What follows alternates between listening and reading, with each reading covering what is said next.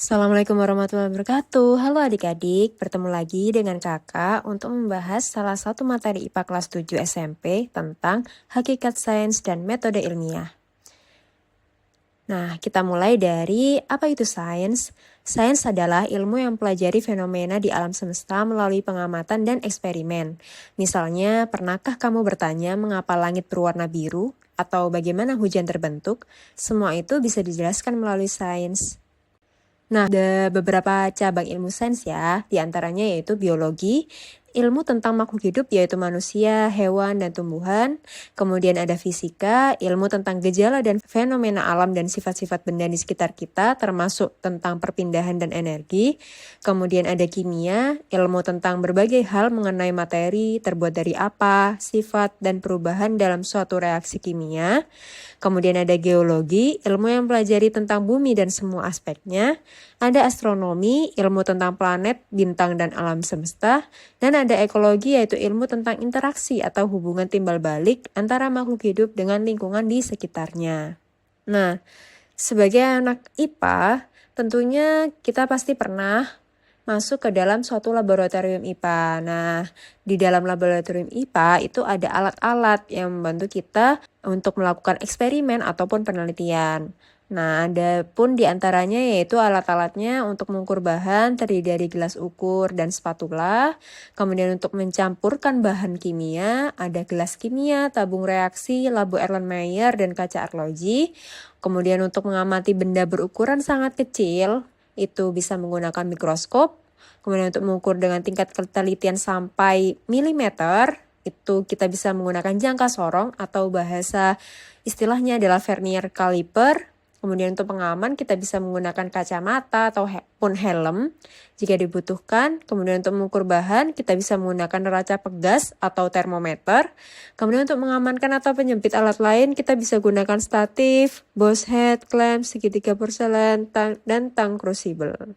Nah, selanjutnya di laboratorium IPA juga tentunya ada suatu simbol untuk keselamatan kerja ya. Biasanya ada rambu-rambunya, ada lambang keselamatan kerjanya. Di antaranya seperti ini, ada simbol untuk sinar laser, ada simbol untuk zat korosif yang berkarat, yang mudah berkarat, kemudian ada oksidasi, bahan-bahan yang mudah teroksidasi, kemudian ada bahan-bahan yang mudah terbakar, ada bahan-bahan yang mencemari lingkungan, kemudian ada bahan-bahan yang sangat beracun, ada bahan-bahan yang bahaya bahan biologis seperti jarum suntik, kemudian ada bahaya zat stimulatif yang mudah menyengat, tajam, berbau tajam seperti itu.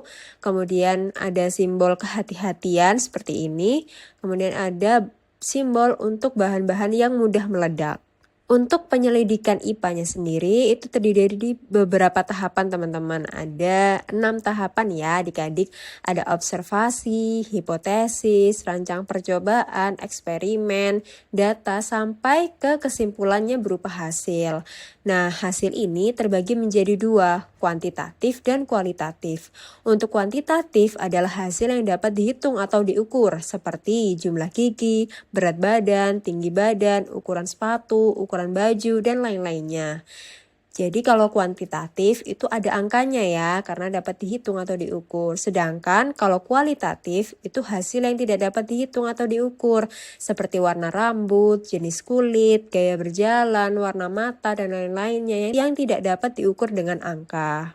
Untuk suatu penelitian pastinya kita membutuhkan beberapa variabel. Di antaranya yang kita bahas ada 3 variabel, yaitu variabel bebas, variabel terikat, dan variabel kontrol.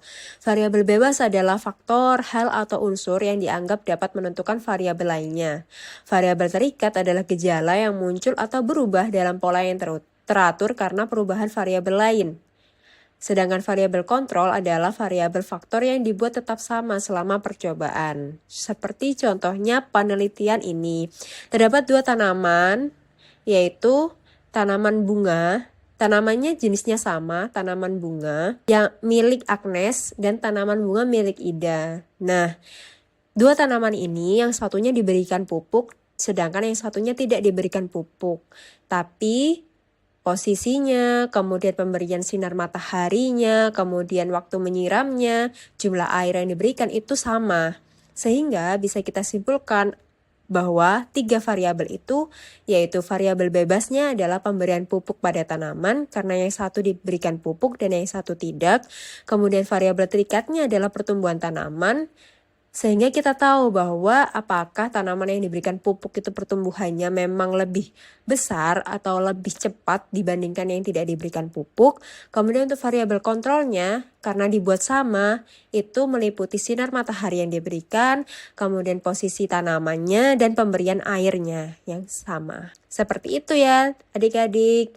Untuk selanjutnya kita akan masuk ke bagian pengukuran besaran dan satuan di part yang kedua. Sampai jumpa.